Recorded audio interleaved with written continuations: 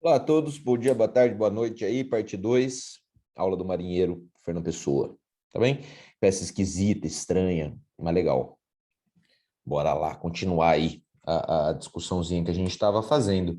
Então, lembrando um pouco do que a gente estava falando na primeira parte da aula, é uma obra esquisita, é uma obra relativamente estranha, que fala sobre questionamento de existência, que fala sobre passado, presente e futuro de uma forma muito ponderada, muito ambígua, muito jogada, e a gente às vezes fica perdido nela. Então, assim, de novo, se você achou estranho, se você não entendeu tudo, tudo bem, tá tudo bem, a gente vai com calma aqui. Vamos começar essa parte mais específica agora de leitura e discussão e tudo mais, pensando numa questãozinha que eu acho legal. A peça O Marinheiro, ela vem com um subtítulo que é drama estático em um ato. Drama estático. Essa expressão drama estático carrega uma figura de linguagem colocada aí que a Unicamp ainda não perguntou e eu imagino que eles possam fazer uma questão de primeira fase com isso, né? Drama, em grego, vem da ideia de movimento. Teatro, quando a gente fala teatro no sentido de drama, né? Não drama no sentido de ser algo melodramático, né? A gente usa drama como melodrama, né? Drama significa movimento, significa ação, certo? Pessoas num palco se mexendo e a peça acontecendo com um monte de coisa.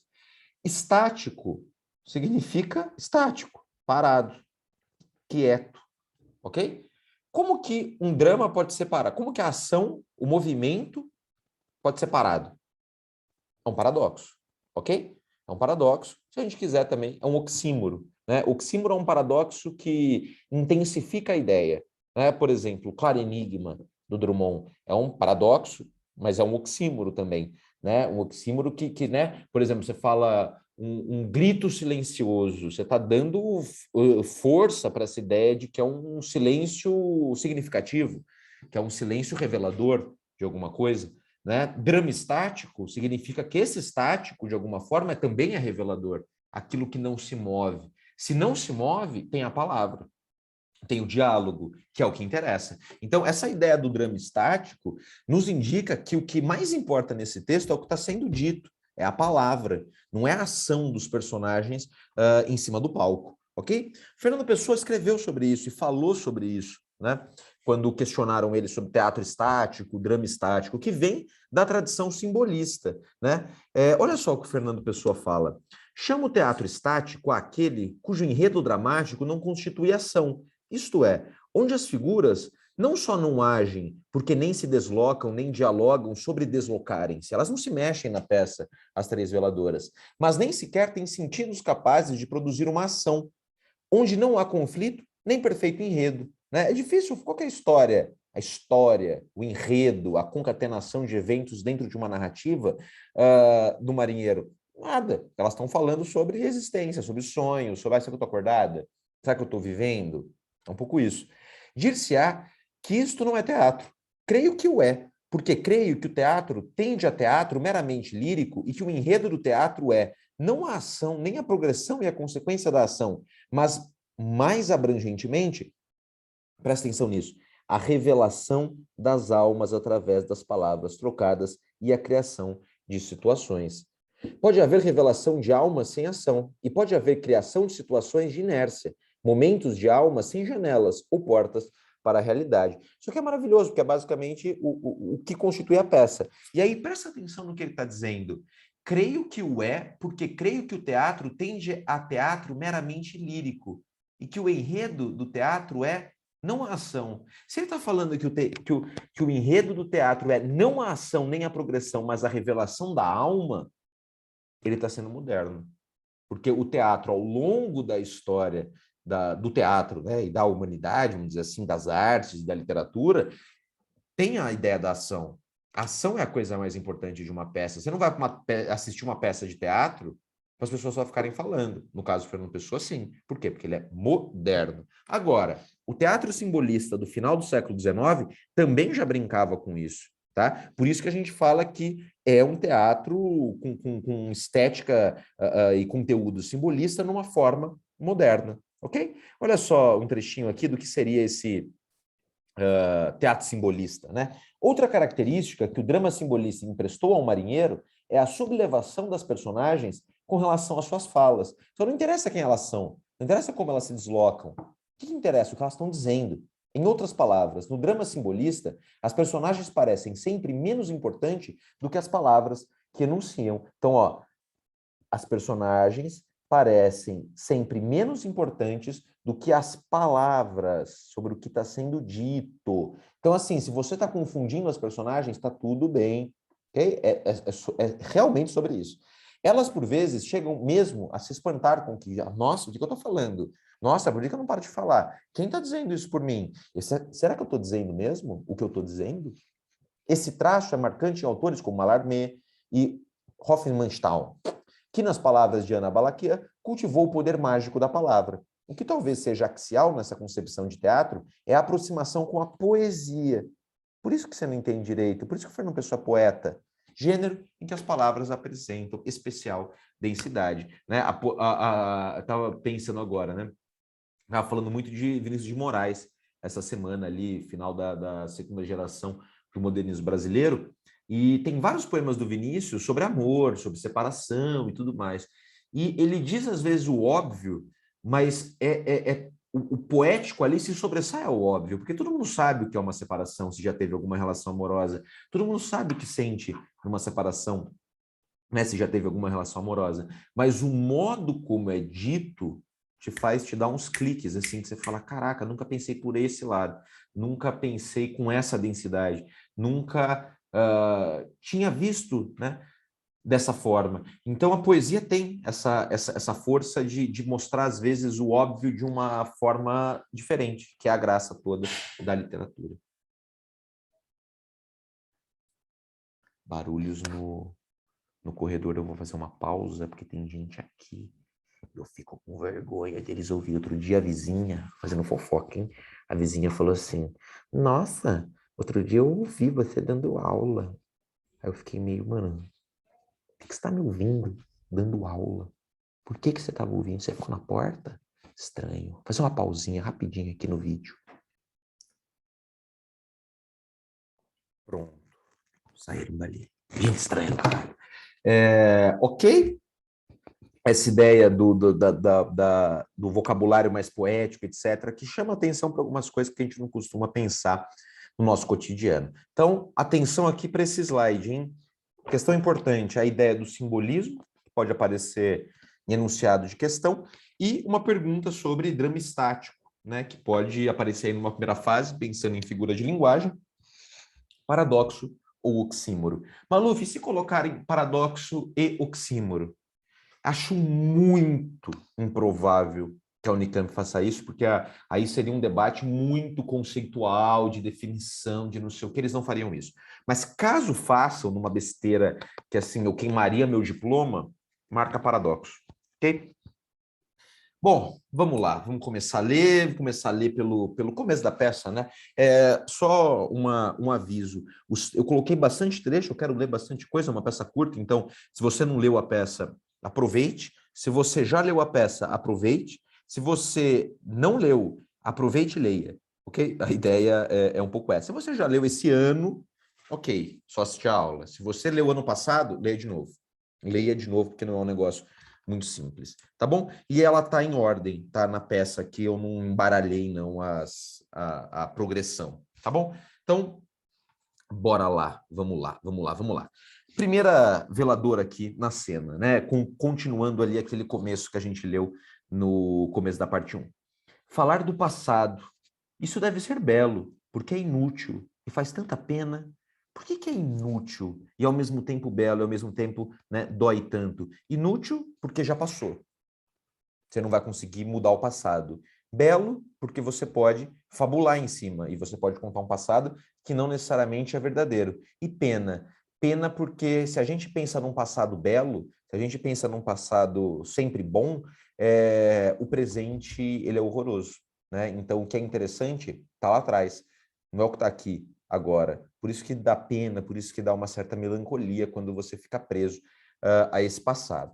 É a segunda emenda, né? Falemos, se quiseres, de um passado que não tivéssemos tido, né? De um passado que você não teve. Sabe aquela saudade que você tem de uma coisa que você não viveu? Isso é maravilhoso, né? Eu tenho muita saudade de coisas que eu não vivi. E é ótimo, assim, de períodos históricos, de tempos, de lugares que você gostaria de ter estado, né? Presenciando alguma coisa, algum evento, qualquer coisa idiota, assim. Funcionaria, sei lá, gostaria muito de ter vivido nos anos 20 e 30 em Paris.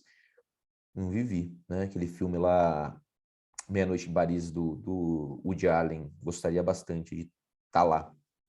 Mas aí o filme trabalha com a ideia de sonho, né? De você imaginar aquele passado, estar lá, taranã, e os problemas disso. Legal, assista aí.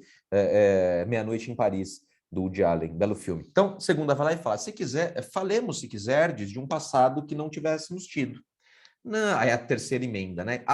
Detalhe, a primeira veladora parece um pouco mais curiosa, a segunda é quase uma narradora, fodona, e a terceira é mais quieta, mas elas se misturam muito, tá? A terceira, não, talvez o tivéssemos tido, talvez o tivéssemos, talvez, né? Não dizeis senão palavras. É tão triste falar, é um modo tão falso de nos esquecermos. Se passeássemos, nós estamos num quarto pequeno redondo. Aí a terceira, onde que a gente vai passear, querida? Aqui, de um lado para o outro, às vezes isso vai buscar sonhos. De quê? Não sei. Por que eu havia de saber? Uma pausa. Aí silêncio. Tá vendo que o diálogo parece meio... Elas estão falando de uma coisa, mas elas não chegam a conclusão nenhuma e fica nessa vaguidão. Vai cansando. A segunda aparece. Todo este país é muito triste. Que país é esse? Não foi mencionado, mas claramente ela está falando de Portugal. Ok? Isso aqui vai se linkar completamente com o sonho do marinheiro. Então, fica com essa ideia na cabeça de Portugal rondando essa peça. Todo este país é muito triste. Aquele onde eu vivi outrora, né, num passado, era menos triste. Ou seja, ela está numa situação que Portugal está meio numa certa decadência, mas ela já viu ou imaginou um país um pouco melhor. Ao entardecer, eu fiava, né? Eu costurava, sentado à minha janela. A janela dava para o mar, e às vezes havia uma ilha ao longe. Muitas vezes eu não viava, olhava para o mar e esquecia-me de viver. Né? A ideia do mar, da água, que representa mar e água, normalmente na história da cultura, mar, água, está associado à fluidez. Né? Um rio nunca passa duas vezes no mesmo lugar, a terceira margem do rio do Guimarães Rosa, né? Essa ideia do mar, da água, do movimento, da transformação, das coisas que se movem, né? Então, olhar para o mar, né? Por que você gosta de ir para a praia? Você gosta de ficar lá sentado? É doido imaginar isso, né? As pessoas vão para a praia, eu também, todo mundo, espero, né? E ficam sentados numa cadeira olhando para o mar. Por que é gostoso? Porque você viaja, né? Você fica pensando, aquilo é maravilhoso, o mar é lindo, né? Se não for o Guarujá, né? Tô brincando. Ou Riviera, que o mar é horroroso, o Guarujá, o mar é horroroso. Desculpa, mas é a realidade. Você pode estar numa praia muito mais legal. E aí você fica lá olhando aquela coisa maravilhosa e fica pensando, viajando, e se relaxa, né? Então tem um pouco a ver com isso também. A janela dava para o mar e às vezes eu via uma ilha ao longe. Muitas vezes eu não fiava, olhava para o mar e esquecia-me de viver. Não sei se era feliz. Já não tornarei a ser aquilo que talvez eu nunca fosse. Olha que maravilha, né? Você no passado imaginando aquilo que você seria, e aí quando você chega nesse futuro, você descobre que você não é aquilo. Isso lembra muito Álvaro de Campos, né? Nunca fui o que serei, né? O poema Tabacaria que a gente leu em sala. E o que nunca fui, né? Quando quis tirar a máscara do rosto, já não sabia quem eu era. É o Tabacaria. E aí você fala, caraca, um pouco isso, né? Talvez eu esteja nessa crise, porque eu imaginei que eu era quando eu era criança. Será que meu eu de 16 anos está feliz com o eu que eu sou hoje? Não faço a menor ideia, coitado dele. Aí a primeira emenda ali em cima, né? Fora que aqui, fora de aqui, nunca vi o mar. Ali daquela janela, a única onde o mar se vê-se tão pouco. O mar de outras terras é belo? Aí a segunda, só o mar das outras terras é que é belo. Aquele que nós vemos dá-nos sempre saudades daquele que não veremos nunca. Que é maravilhoso, né? Basicamente está dizendo que a grama do vizinho é sempre mais bonita do que a sua. Fernando Pessoa, não podemos dizer isso, então vamos dizer: só o mar das outras terras é que é belo. Aquele que nós vemos dá-nos sempre saudades daquele que não veremos nunca. Ou seja, a gente está sempre olhando para o outro espaço, invejando ele, mas para mudar o nosso. mas para mudar a nossa realidade. Então, a nossa existência, de alguma forma, também se relaciona com a construção daquilo que foi construído em outros lugares, com outras pessoas. E aí você cresce em relação a isso, né? Você constrói para si mesmo uma outra ideia. Isso é ótimo. Outra pausa. Não dizíamos que nós íamos contar o nosso passado? Não, não dizíamos. Por que não haverá relógio neste quarto? Isso aqui é interessante. Quando não há marcação de tempo, a gente deixa as coisas rolarem, né?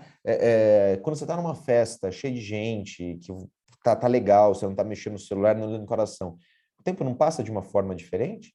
É disso que elas estão falando, não tem relógio, então vamos esperar o amanhecer. Enquanto isso, a gente fala. Não sei, mas assim, sem o relógio, tudo é mais afastado e misterioso. A noite pertence mais a si própria. Quem sabe se nós poderíamos falar assim, se soubéssemos a hora que é? Então, ó, é importante que eu não tenha um relógio marcando o tempo, porque isso me dá liberdade. E aí eu falo de coisas que talvez eu não falasse se eu soubesse que daqui a meia hora essa aula vai acabar. Entendeu? A terceira, por que não haverá relógio neste quarto? Não sei, mas assim, sem o relógio, tudo é mais afastado e misterioso.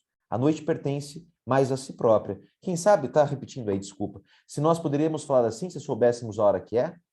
Minha irmã, em mim, tudo é triste. Ou como a outra responde, elas respondem necessariamente as perguntas que elas fizeram? Não, elas estão falando, falando, falando, e essas vozes se misturam. Polifonia. Passo dezembros na alma, né? Dezembro na Europa é inverno, então é essa coisa da tristeza absoluta. Estou procurando não olhar para a janela. Sei que de lá se vêem ao longe montes. Eu fui feliz para além de montes, outrora, né? No passado. Eu era pequenina, colhia flores todo dia e antes de adormecer, pedia que não mais tirassem. Não sei o que isto tem de irreparável que me dá vontade de chorar. Foi longe daqui que isto pôde ser. Quando virá o dia? Ou ela lembrando de um certo passado que foi feliz, que ela não necessariamente sabe se foi feliz, e aquilo começa a dar uma angústia, e ela, meu Deus, eu não quero ficar pensando nisso. Quando virá o dia, aí a outra, que importa? Ele vem sempre da mesma maneira, sempre, sempre e sempre. Né? Ou o tédio agora sendo materializado através da palavra, né? Esses dias que se repetem. Essa época do ano a gente está assim, né? Todo dia é meio igual. As coisas acontecem, fica esperando, esperando, esperando, esperando o quê? A sua prova, que vai ser daqui a um mês, o seu vestibular, o seu resultado. E aí você fica, aquelas aulas, tudo igual, aqueles professores, tudo igual. Eu reclamando das mesmas coisas sempre, a mesma piada, o mesmo ato, o mesmo modo de se mexer, e você se tocando disso e também repetindo as mesmas coisas, o mesmo bocejo, a mesma aula tediosa. Ai, vou sair da sala agora, e nesse horário aqui para tomar uma água. É sempre a mesma coisa. Elas fazem uma pausa. Silêncio. Contemos contos umas às outras.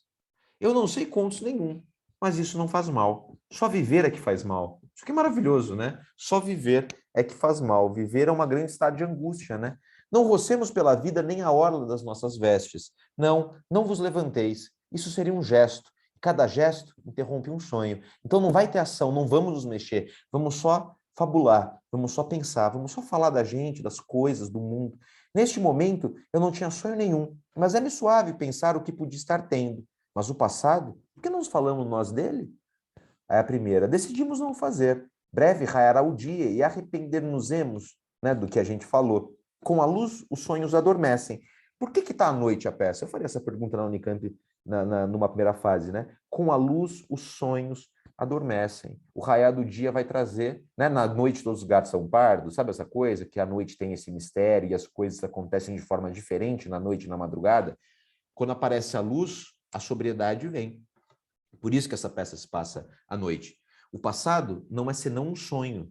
De resto, nem sei o que não é sonho. Se olho para o presente com muita atenção, parece-me que ele já passou. O que é qualquer coisa? Como é que ela passa? Como é por dentro o modo como ela passa? Ah, falemos, minhas irmãs, falemos alto, falemos todas juntas. Polifonia. O silêncio começa a tomar corpo, começa a ser coisa.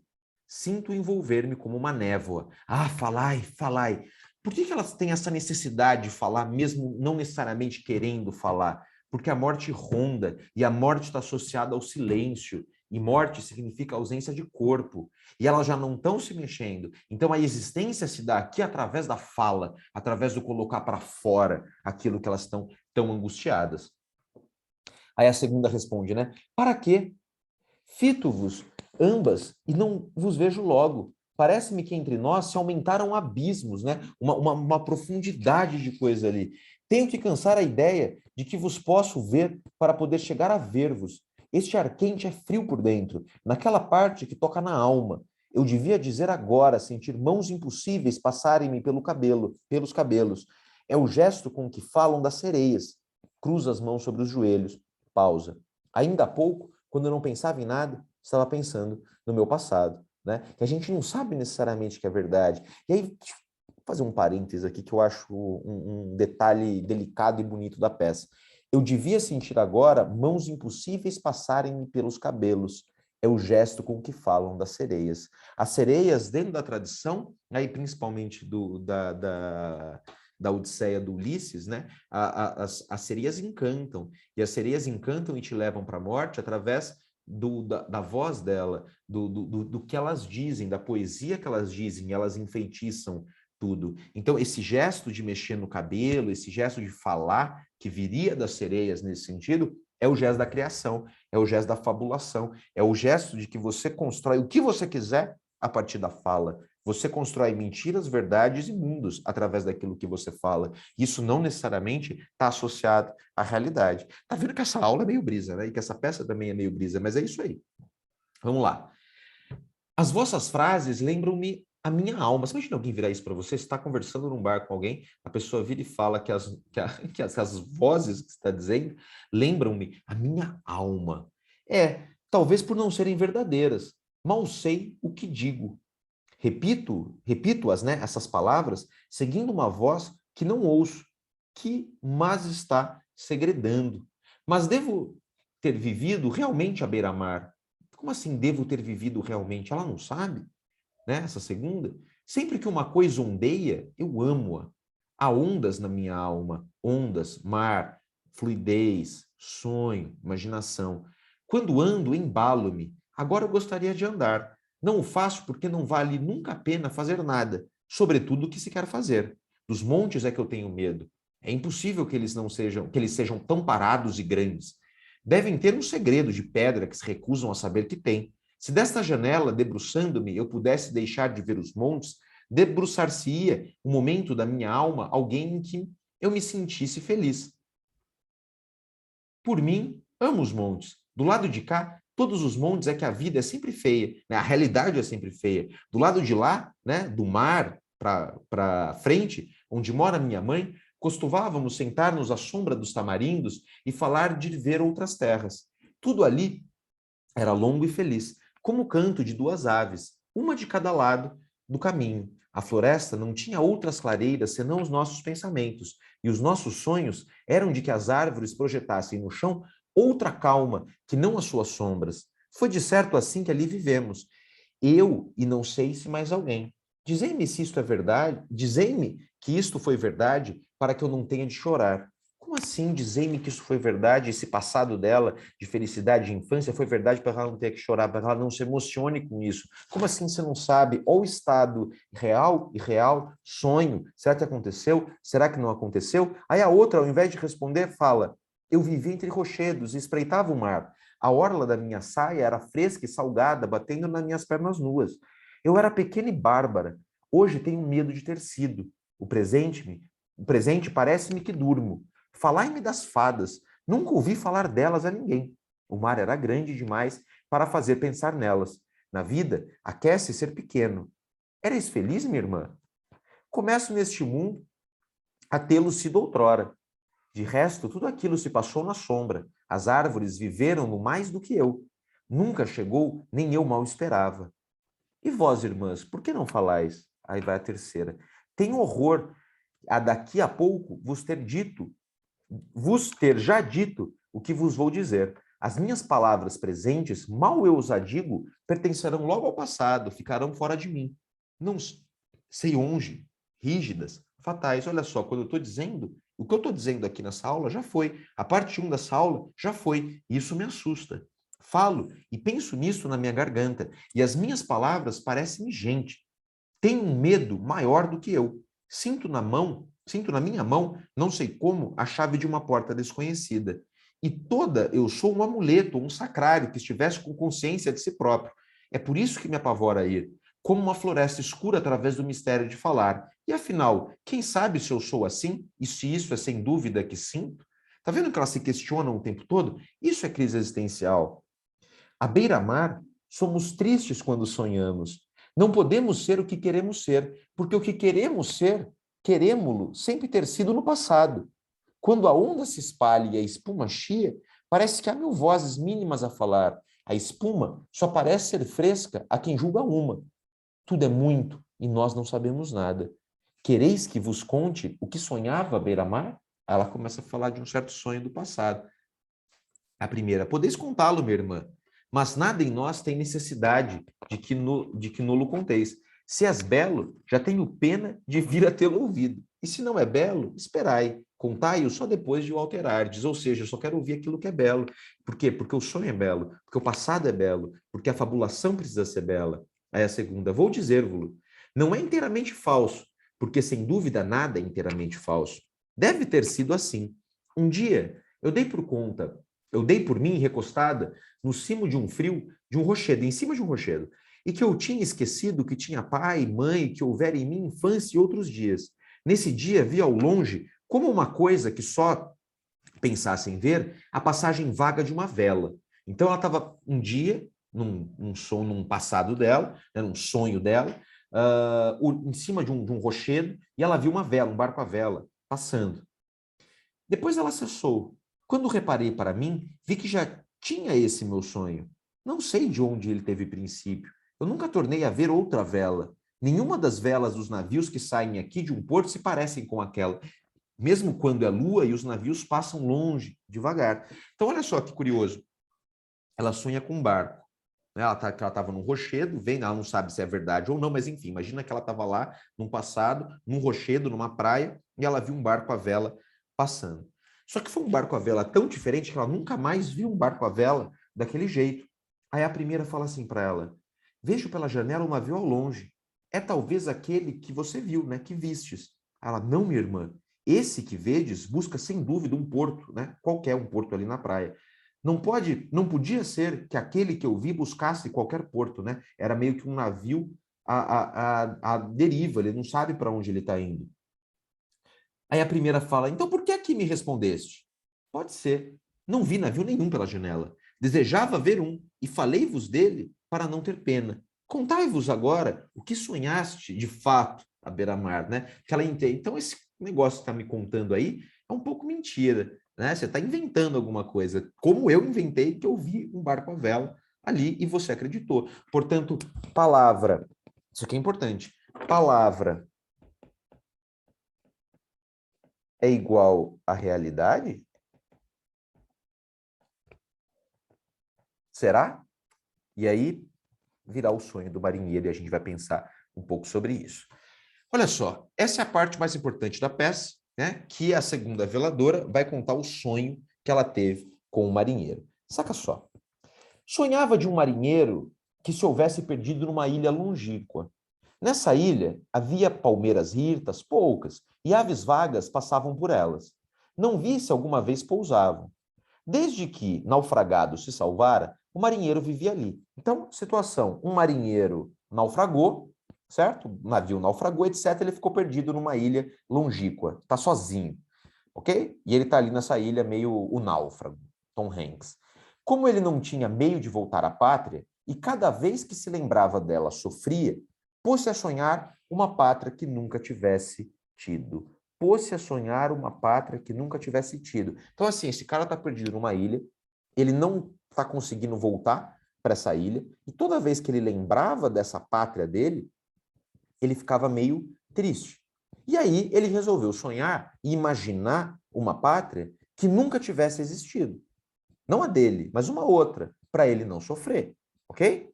Pôs-se a fazer ter sido sua uma outra pátria, uma espécie de país com outras espécies de paisagens e outra gente e outro feitio de passarem pelas ruas e de se debruçarem das janelas. Cada hora ele construía em sonho esta falsa pátria, e ele nunca deixava de sonhar. De dia, a sombra curta das grandes palmeiras que se recortava, orlada de bicos, no chão areento e quente. De noite, estendido na praia, de costas e não reparando nas estrelas. Aí a primeira, né, intervém nela. Não ter havido uma árvore que mosqueasse sobre as minhas mãos estendidas à sombra de um sonho como esse. Aí a terceira, cara, tipo, cala a boca, né? Deixai-a falar, não a interrompais. Ela conhece palavras que as sereias lhe ensinaram, né? Ela conta bem. Adormeço para poder escutar, então eu vou entrar nessa fabulação dela. Dizei-me, minha irmã, dizei-me. Meu coração dói-me de não ter sido vós quando sonháveis à beira-mar, né? Eu quero que essa história seja verdadeira, basicamente isso que ela está falando. Aí a segunda continua o sonho. Durante anos e anos, dia a dia, né, esse marinheiro ficou naufragado anos. O marinheiro erguia num sonho contínuo a sua nova terra natal. Todos os dias punha uma pedra de sonho nesse edifício impossível, né, esse edifício do sonho da construção dessa pátria que não é a pátria real. Breve ele ia tendo um país que já tantas vezes havia percorrido. Né? Ele está acreditando muito nesse país inventado que ele criou na cabeça dele. Milhares de horas lembrava-se de já ter passado ao longo de suas costas. Sabia de cor que só iam ser os crepúsculos numa bacia do norte. E como era suave entrar noite alta, e com a alma recostada no murmúrio da água que o navio abria, num grande porto do sul, onde ele passara outrora, feliz talvez, das suas mocidades supostas. Então ele começa a imaginar a vida dele nessa pátria falsa, um passado num lugar que ele nunca esteve, mas ele inventou isso na cabeça dele, essa outra vida que ele teve num passado, numa pátria, num país que nunca existiu e que talvez ele tivesse sido feliz nesse outro local. Por que ele está fazendo tudo isso? Para ele não lembrar da pátria real e não sofrer. Aí a primeira, né, intervém, minha irmã, por que vos calai? Por que você parou de contar?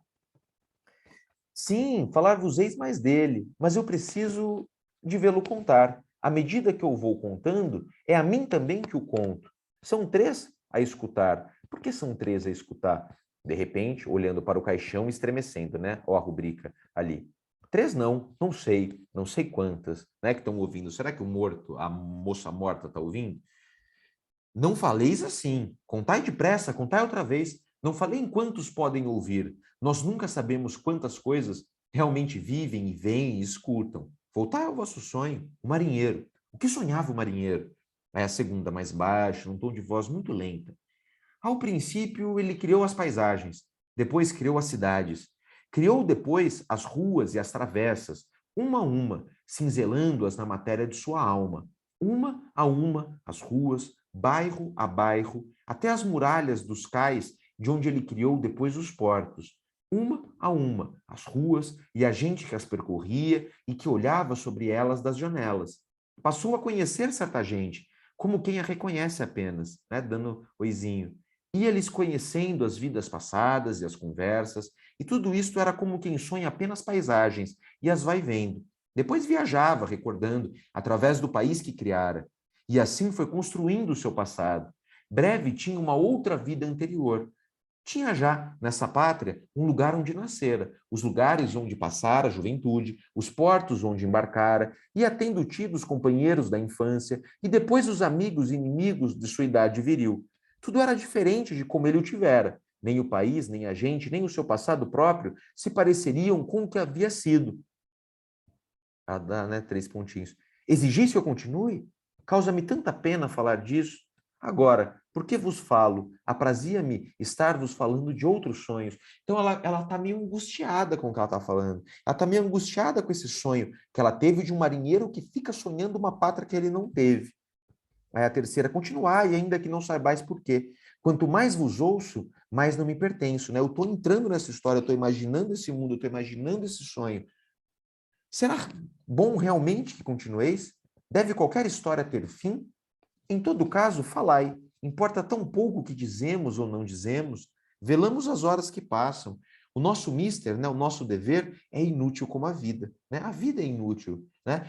Me lembro daquela frase famosa, né, que vem da tradição romana, do... Puta, eu esqueci o nome do cara, Horácio, né? Que depois o Fernando Pessoa vai falar, né? Viver não é possível. Viver, peraí, deixa eu pegar a frase para não falar besteira. Viver não é necessário, navegar é necessário. Oh, meu Deus, peraí. Óbvio, óbvio que quando eu parei a gravação, eu lembrei da frase, né? Navegar é preciso, viver não é preciso, né? Essa ideia de que o que interessa é o caminho, é o percurso, é a fabulação que você faz, é a criação, é o mundo, né? Viver não é preciso, né? Viver é completamente inútil. O que é legal é o que você cria a partir desse inútil, é o que você faz com isso, é a criação, é ir ao mar, é ir ao mundo, é ir para frente, né? É um pouco essa ideia, isso me lembra essa cena, né? Da inútil como a vida. Mas ela vai continuar. Um dia que chovera muito e o horizonte estava mais incerto, o marinheiro cansou-se de sonhar. Quis então recordar a sua pátria verdadeira. Isso aqui é importante. Quis então recordar a sua pátria verdadeira, mas viu que não se lembrava de nada, que ela não existia para ele. Meninice de que se lembrasse, era na sua pátria de sonho. Adolescência que recordasse era que ele se criara.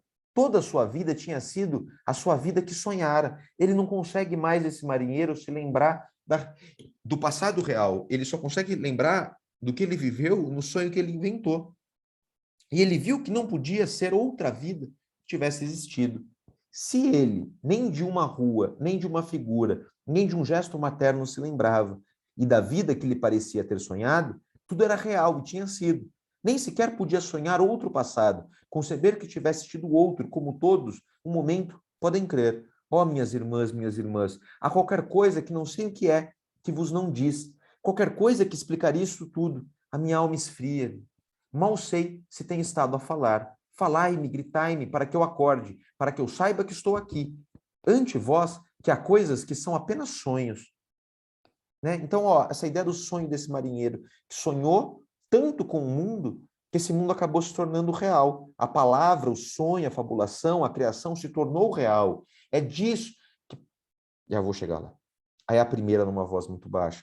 Não sei se vos diga, não ouso olhar para as coisas. Esse sonho como continua? A segunda, não sei como era o resto. Mal sei como era o resto. Por que haverá mais? E o que aconteceu depois? Depois? Depois de quê? Depois é alguma coisa? Veio um dia um barco. Veio um dia um barco. Sim, sim, só podia ter sido assim. Veio um dia um barco e passou por essa ilha. E não estava lá o marinheiro. Talvez tivesse regressado à pátria. Mas a qual? A real ou a inventada? Sim, a qual? E o que teriam feito ao marinheiro? Sabê-lo-ia alguém? Por que é que me pergunteis? A resposta para alguma coisa? Uma pausa. Será absolutamente necessário, mesmo dentro do vosso sonho, que tenha havido esse marinheiro e essa ilha? Será que esse sonho é real ou é só um sonho dentro de um sonho? Não, minha irmã, nada é absolutamente necessário. Ao menos, como acabou o sonho? Não acabou, não sei, nenhum sonho acaba. Sei ao certo se o não continuo sonhando, se o não sonho sem o saber. Se ao sonhá-lo, não é esta coisa vaga a que eu chamo a minha vida? Não me faleis mais. Principio a estar certa de qualquer coisa, que não sei o que é. Avançam para mim por uma noite que não é esta, os passos de um horror que desconheço.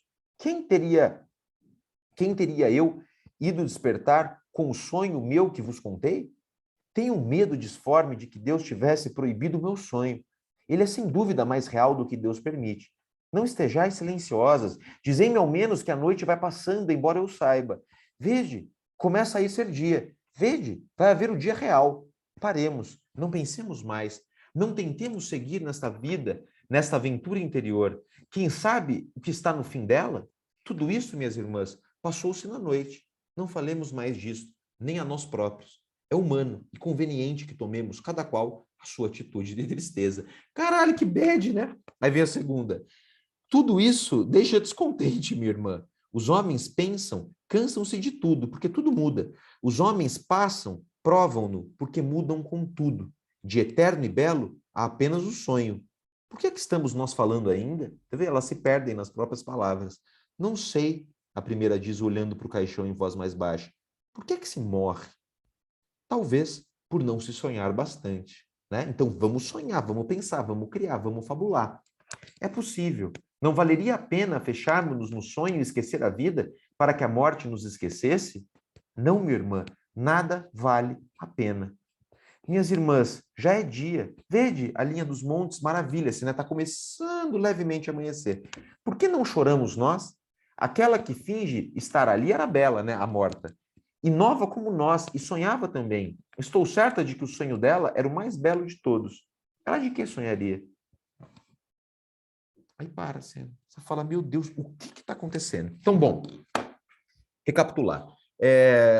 A segunda veladora sonhou com um náufrago, e esse náufrago estava numa ilha durante um tempo, e toda vez que ele lembrava do passado dele, da terra dele, da casa dele, da pátria dele, do país dele, ele se entristecia. E aí ele começou, para não se entristecer, a pensar num passado que era irreal, de uma outra pátria, com outras pessoas, com outro passado dele, com outras figuras ali. E ele ficava imaginando aquilo o tempo todo, né, nessa ilha naufragado. Até que um dia ele resolve tentar voltar para a imagem que ele tinha na cabeça dele da pátria real. E ele não encontra, ele encontra só essa pátria que ele imaginou. Tem vários críticos que vão falar que essa pátria que ele imaginou é Portugal. É um novo Portugal, né? É um Portugal que estaria mais associado a uma ideia de utopia, né? Contra esse Portugal em crise, né? Quando ele fala, a minha terra é triste, ela falou aquilo uma hora, né? A minha pátria é triste, a minha pátria está em crise. Eu quero uma outra, coisa. Eu quero o Quinto Império Português que está lá no Mensagem. Eu quero o mundo, Portugal novo dali para frente. E aí vem uma questão. Essa utopia e esse Portugal é criado através do quê? Através da palavra, através do sonho, através da fabulação. Aí, Maluf, mas isso não é real. É claro que não é real. Isso é a lenda. Isso é um mito. Né? Tem gente que vai forçar um pouco mais a barra e vai falar que esse marinheiro pode ser Ulisses, da Odisseia, porque Lisboa teria sido a cidade que Ulisses descobriu quando voltava de Troia para Ítaca. Né? Tem uma genealogia da palavra Lisboa que vai chegar em Ulisses. E é maravilhoso isso, porque é lenda, é fabulação, é história de pátria, de identidade. Isso que é maravilhoso, né? A gente não entende, mas é maravilhoso. Olha só esse comentário de um teórico aí da Unicamp, um crítico, falando sobre a peça e sobre esse momento do sonho. A introdução do sonho do marinheiro na peça remonta à origem da tragédia, que se baseia em antigas lendas que atravessaram os séculos, perpetuando-se pela tradição oral, né? A imaginação de uma pátria. O sonho do marinheiro carrega consigo uma espécie de aura mítica em torno da criação, cujo cerne, né, cujo ponto principal, reside na transposição do plano da imaginação para a realidade. Elas estão vendo aquilo, o marinheiro está vendo aquilo, essa pátria nova surgir. Mais do que uma interpenetração de planos, trata-se aqui de se considerar o imaginário como fundador do real. O real não existe, né? O real é imaginado. A gente já falou sobre literatura o ano todo, identidade nacional, pátria imaginada, imagem da pátria dentro da história da literatura, que Brasil é esse, que país é esse, que Portugal é esse, que Europa é essa, que França é essa, que Inglaterra é essa. Essa Inglaterra é tudo fundada a partir da lógica do imaginário. Mas esse imaginário também constrói o real. Sacaram a ideia? Isso é muito louco. Por quê? Porque nada existe, né? Tudo que existe é cultura. Tudo que existe é criação. Tudo que existe, a gente deu significado e criou significado desse real. Nossa, Maluf, que brisa. Sim, que brisa. É isso. Né? Olha só, esse mesmo crítico vai falar sobre essa polifonia de vozes. Eu ia até ler esse trecho aqui, mas eu vou pular já para o final, que o tempo já está. Né? Eu achei que fosse fazer um negócio mais uma vez, né? Achando que vai ser rápido, e não vai. Mas tudo bem, está acabando, eu juro que está acabando. Olha só o que ele fala. As falas das veladoras, a certa altura da peça, deixam de demarcar, que é justamente agora, né? De demarcar espaços de enunciação, né? De palavra, distintos, ou de identificar as personagens para confundi-las uma com as outras. Ganha força a sensação no leitor, né? Nós aqui, de que essas vozes não se prendem a um corpo definido. À medida que a leitura avança, as veladoras se evanecem, né? Elas somem, desmaterializam-se, enquanto personagens e as falas, já incorpóreas e sem referências no espaço e no tempo, deixam transparecer o tom monocórdio do texto. Parece que é uma coisa só. O diálogo se enfraquece a ponto de se remodular em uníssono, nós estamos falando quase que a mesma coisa. E as três vozes convergem finalmente no monólogo. A partir de então, a leitura já não é de um drama que se passa na torre de um castelo, mas dentro da mente humana. Você esquece o espaço ali. Das veladoras, embora ainda identificadas como enunciadoras, resta apenas o espectro. E a peça, como que nos convidando à releitura, permite entrever a sua imagem latente, de uma única personagem em conversa consigo mesmo. Elas estão falando sobre si, e aí, de repente, esse si vira uma coisa só. Eis o espaço primordial desse drama. Ah! Que loucura. Depois vocês leem esse trecho aqui que eu acho que é interessante, mas já vou partir para o final da peça. E aí a gente vai se encaminhando para o final. Olha só esse final que louco dessas misturas de vozes. Aí a segunda, né, num determinado momento, fala: mas por que falamos? Quem é que nos faz continuar falando? Elas não calam a boca, elas não param de falar. Por que falo sem querer falar? Por que é que já não reparamos que é dia, né, que o dia já está aparecendo? Quem pudesse gritar para despertar-nos? Estou a ouvir-me a gritar dentro de mim, mas já não sei o caminho da minha vontade para a minha garganta. Sinto uma necessidade feroz de ter medo de que alguém possa bater aquela porta. Por que alguém não bate a porta? Seria impossível. Eu tenho a necessidade de ter medo disso, de saber de que é que tenho medo. Sabe quando você tem medo e não sabe por que está com medo? Nossa, que estranha que eu me sinto. Parece-me já não ter a minha voz.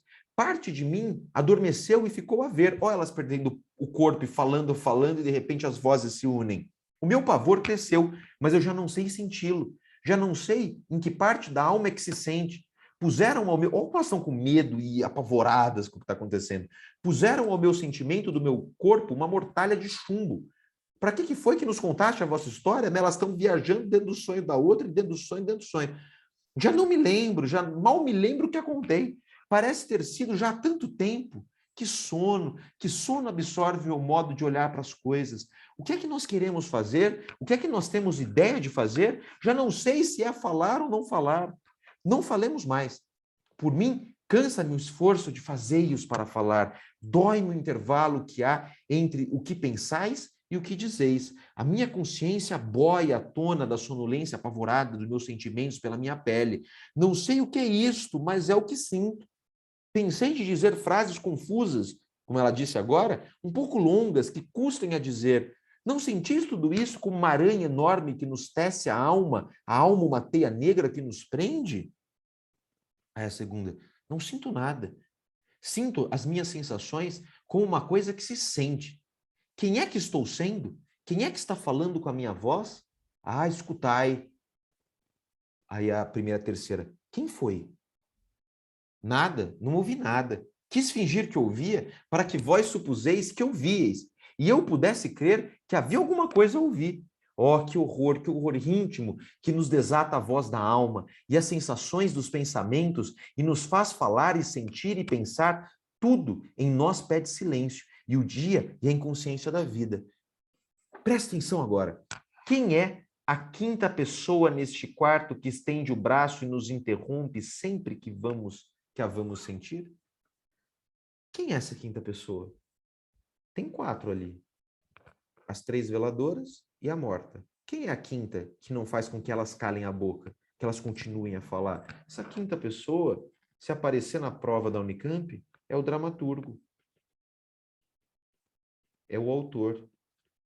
É o enunciador.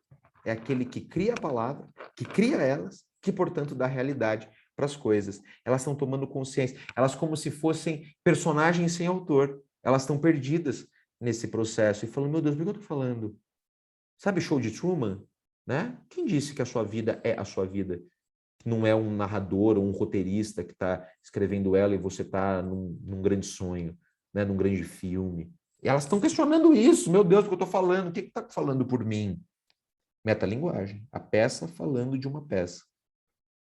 Aí a primeira. Para que tentar para fora? Por que você está me botando medo? Né? Não cabe mais terror dentro de mim. Peso excessivamente ao colo de me sentir. Afundei-me toda no lodo morno do que suponho que sinto. Entra-me por todos os sentidos qualquer coisa que nos pegue e nos vela. Pesam as pálpebras a todas as minhas sensações. Prende-se a língua a todos os meus sentimentos. Um sono fundo cola umas às outras as ideias de todos os meus gestos. Por que foi que olhaste-me assim? A terceira, numa voz lenta e apagada. Ah, é agora, é agora. Sim, acordou alguém. A gente que acorda. Quando entra alguém, tudo isso acabará. Até lá, Façamos crer que todo este horror foi um longo sono que fomos dormindo. É dia já, vai acabar tudo. E de tudo isto fica, minha irmã, que só vós sois feliz, porque acreditais no sonho. É a segunda. Por que me perguntais? Por que eu disse? Não, não acredito. E a peça acaba. E aí vem, né, a rubrica final, um galo canta, né? Acordou, o dia acordou. E elas estão quietas, em silêncio. Não resolveram conflito nenhum. A luz, como que subitamente aumenta. Pum, entrou o sol dentro do quarto. As três veladoras quedam-se, né? Dão uma paradinha assim, silenciosas. E sem olharem uma para as outras, só ficam em silêncio. Não muito longe, por uma estrada, um vago carro geme e chia, né? Vê um barulho de uma carruagem, uma coisa assim, né? Que o mundo voltando, né? À realidade. Que peça brisa, né, velho? Essa peça é muito louca. Eu gosto muito. Né? Simbolista total. Lembra que a gente falou do simbolismo, né? Que a gente não é muito abstrato, que a gente não consegue pegar, tocar, as coisas são fluidas, você entende uma ou outra ideia. É isso. Se trata disso, né? Acho que dá tempo, 5 minutinhos a gente faz as duas questões que caíram na Unicamp. Vamos lá, olha essa daqui. Com base nas indicações cênicas, as didascálias, ou dessa palavra, é rubrica, inferno de Unicamp, né? Que é aquela da primeira descrevendo o quarto, e esse final, que abrem e fecham a peça, o marinheiro de Fernando Pessoa, é correto afirmar que seu estilo é. E aí vem a sacanagem, eu achei muito sacanagem essa questão da Unicamp, porque eles não deram as rubricas, ele não deu a didascália, né? O começo e o final da peça, tinha que ter lembrado, tinha que ter lido. Acho um pouco de sacanagem cobrar que se tivesse lembrado exatamente as rubricas, mas né, tudo bem. E aí vem o textinho, né, os dois, o trechinho aqui em cima. Os dois, desculpa, trechos, né? Então, o primeiro ali.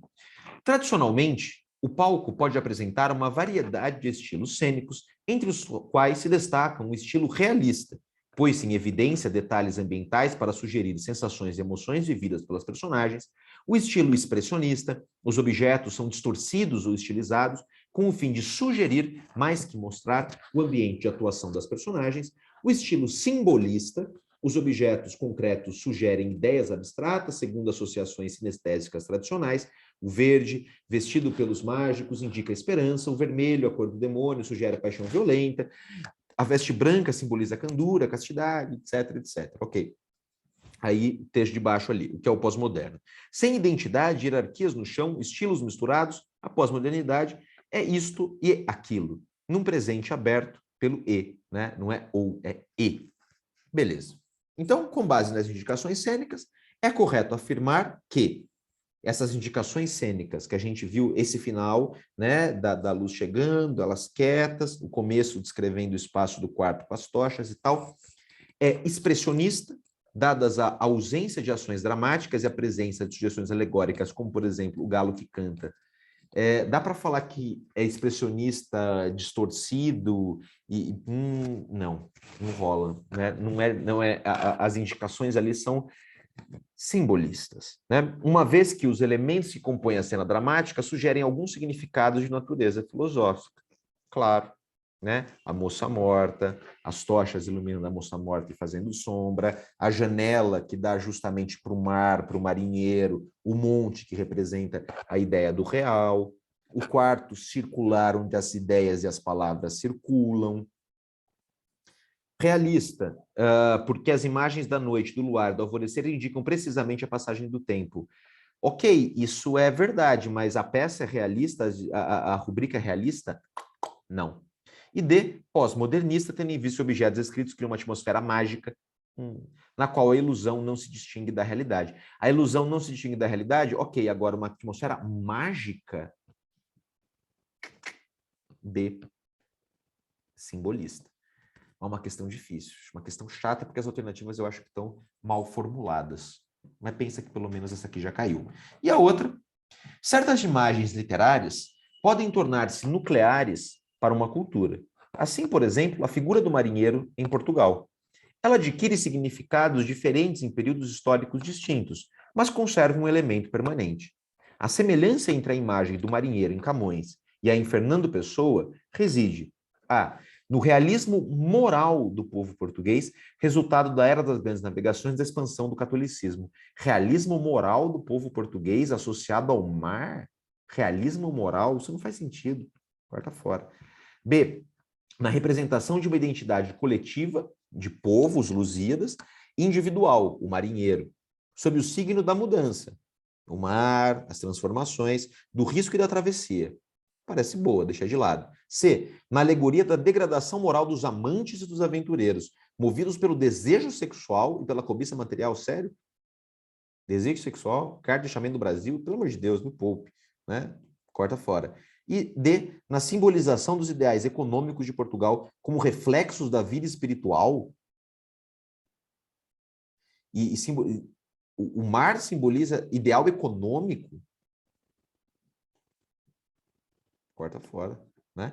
Representação de uma identidade coletiva, individual, sob o signo da mudança, do risco e da travessia. De novo, alternativa B.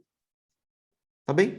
Não acho que são questões muito simples, mas também não são a coisa mais complicada desse mundo. Tá bem? Meu Deus, acabei a aula de obras, 20 e tantas aulas de obras esse ano, meu Deus. Chegamos no final, gente. É isso. Espero que tenham bem, espero que tenham gostado das aulas minha, da Vera, do Pedro, do Pantoja, que vai chegar. Foi um bom ano. Acho que foi um bom ano. Foi um bom ano. Sobrevivemos. Vocês também. Tá bom? Beijo aí, coração de vocês. Boas provas. Espero que todo mundo passe na Unicamp, porque a Unicamp é o melhor lugar do mundo. Tá bem? Não, mentira, não é o melhor lugar do mundo. O melhor lugar do mundo, Paris, né? Mas, ok, é um bom espaço para se estar. Beijo para vocês. Tchau.